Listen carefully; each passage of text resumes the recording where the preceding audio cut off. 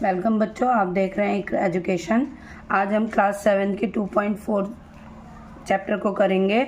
2.1, 2.2 और 2.3 मेरे चैनल पर अपलोडेड है, आप जाके देख सकते हैं।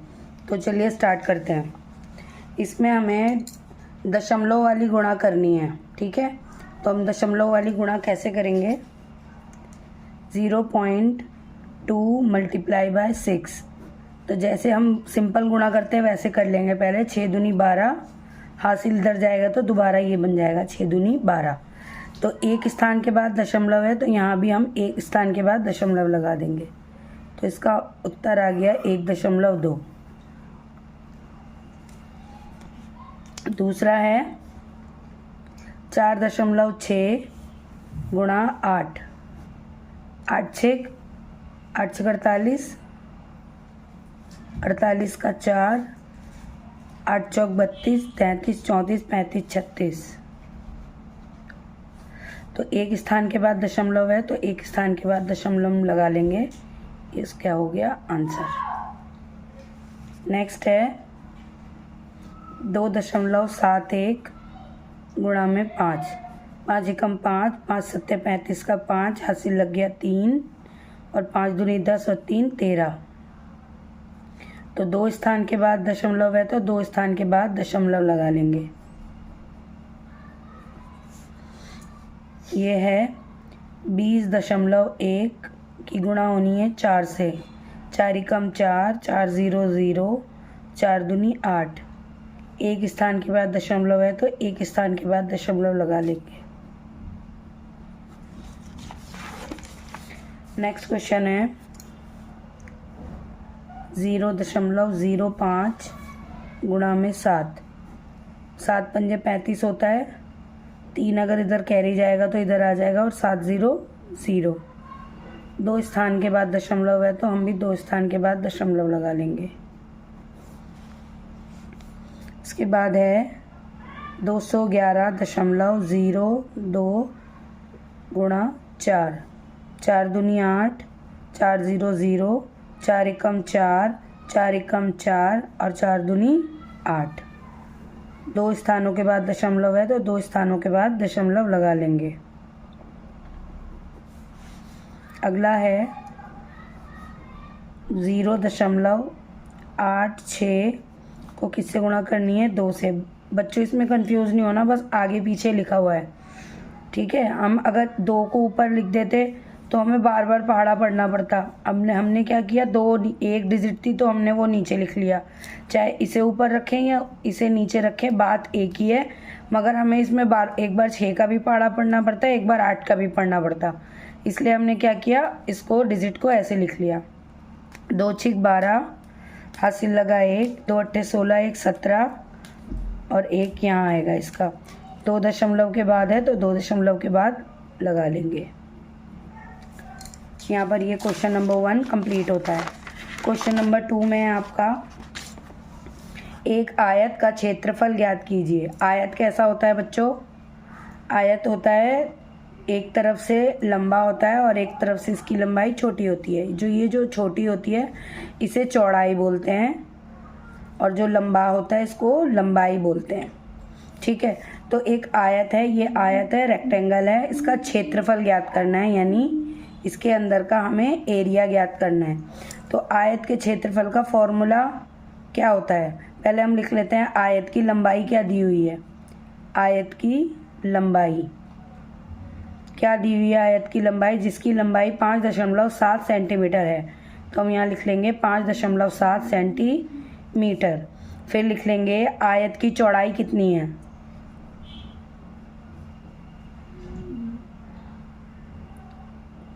चौड़ाई यहाँ दी हुई है 3 सेंटीमीटर, तो हम यहाँ लिख लेंगे 3 सेंटीमीटर। अब आयत के क्षेत्रफल का फॉर्मूला होता है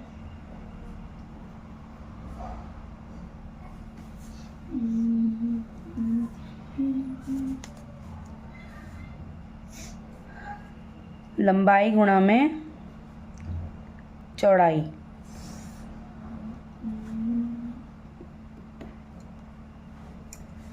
तो लंबाई इसमें कितनी है? 5.7 और चौड़ाई कितनी है इसकी? 3। अब इन दोनों को हम क्या कर लेंगे, गुणा कर लेंगे। 5.7 गुणा 3, 3 सत्ते 21, हासिल लग गया 2, 3 पंजे 15, 16 17, और 1 दशमलव के बाद है तो 1 दशमलव के बाद लगा लेंगे। इसका मतलब 17.1। अब ये सेंटीमीटर में था तो यहाँ हम सेंटीमीटर में इसकी यूनिट लिख लेंगे, और जब भी हम क्षेत्रफल ज्ञात करते हैं तो वो स्क्वायर में आता है आंसर। तो 17.1 सेंटीमीटर स्क्वायर, ये इसका हो गया आंसर।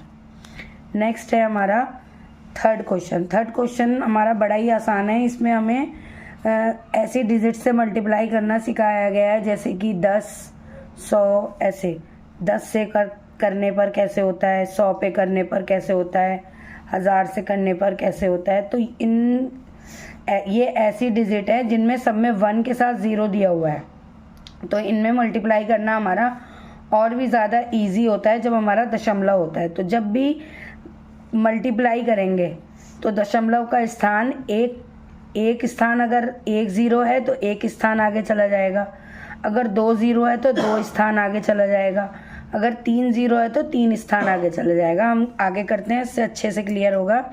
तो देखिए 1.3 है, 1.3 है। अगर हम 10 से गुणा करते, अगर दशमलव ना होता तो 13 को 10 से अगर हम गुणा करते तो 13 दाम 130 होता बच्चों, होता। और 1 दशमलव के बाद, एक स्थान के बाद दशमलव है तो 1 स्थान के बाद हम यहाँ दशमलव लगा लेंगे, तो क्या आंसर आएगा, 13 आएगा उत्तर।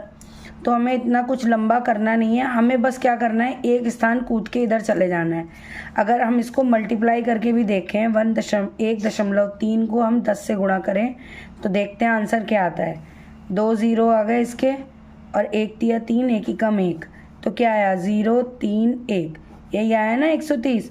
और 1 दशमलव के बाद था तो हमने 1 दशमलव के बाद लगा दिया। तो अगर आपको क्लियर नहीं हो रहा तो आप ऐसे मल्टीप्लाई करके भी, मगर इसमें लंबा टाइम लगता है, प्रोसेस लंबा होता है। जब भी हमारी ऐसी डिजिट दी हुई हैं, 1 के साथ कोई 0 है, 1 के साथ 00 है, 1 के साथ 000 है, और भी हो सकते हैं, तो हमें क्या करना है, उतने स्थान इधर की तरफ, हमारे सीधे हाथ की तरफ कूद के इधर चले जाना है। इधर 1 0 थी तो हम 1 0 कूद के हम यहाँ चले गए, तो क्या आ गया हमारा 13। अब यहाँ पर देखिए दोबारा 1 स्थान के बाद है और 1 0 है, तो हम सिंपली लिख देंगे 3 6 8, ठीक है, क्योंकि इसके बाद क्या आ गया, पॉइंट आ गया और 0, और पॉइंट के बाद अगर 0 है तो उसकी कोई वैल्यू नहीं है, तो इसलिए हम लिखते नहीं हैं, हम डायरेक्ट सिर्फ इतना लिख देते हैं 3 6 8। आगे देखते हैं 153.7 है, तो हम इसको लिख लेंगे 153, और 1 स्थान कूद के इधर चला गया तो 7। समझ रहे हैं बच्चों, 1 0 है इसलिए 1 स्थान हम इधर आ गए। अगला है 10, 1 6 8। अब 1 स्थान कूदना है, यहाँ पे तो 2 डिजिट है, तो कहाँ पर आ जाएंगे हम, 1 दशमलव कूद के कहाँ आ जाएगा, यहाँ पे 0.7। दूसरा है हमारा 31.1। अब देखिए यहाँ पे 2 0 है ना, और यहाँ तो 2 डिजिट है ही नहीं, तो क्या करेंगे, हम देखेंगे 31 और 1 0 की, ये 1 0 की जगह यहाँ कूद के आया, और एक बार कूदना है तो हम क्या लिखेंगे, यहाँ पर 1 0 लगा देंगे ताकि यहाँ पर आ जाए। कैसे किया, 2 0 थी ना यहाँ पर, और यहाँ कितनी थी, 1 डिजिट थी, तो हमने एक और डिजिट बना ली अपने पास से, तो क्या हो गई हमारी यहाँ पर 2 डिजिट हो गई, और हम उसके बाद दशमलव लगा लेंगे। क्लियर है बच्चों।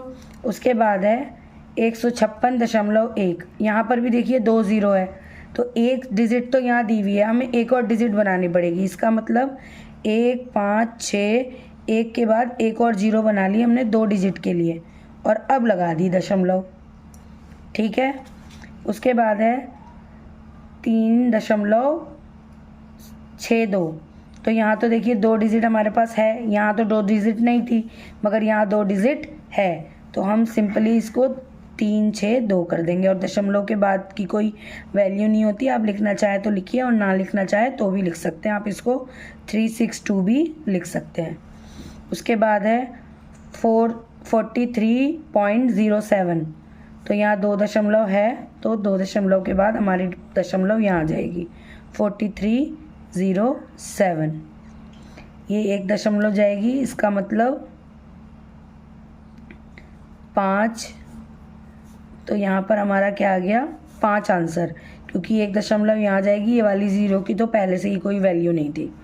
ठीक है बच्चों, उसके बाद है 0.08, तो ये इधर जाएगी यानी 0.8।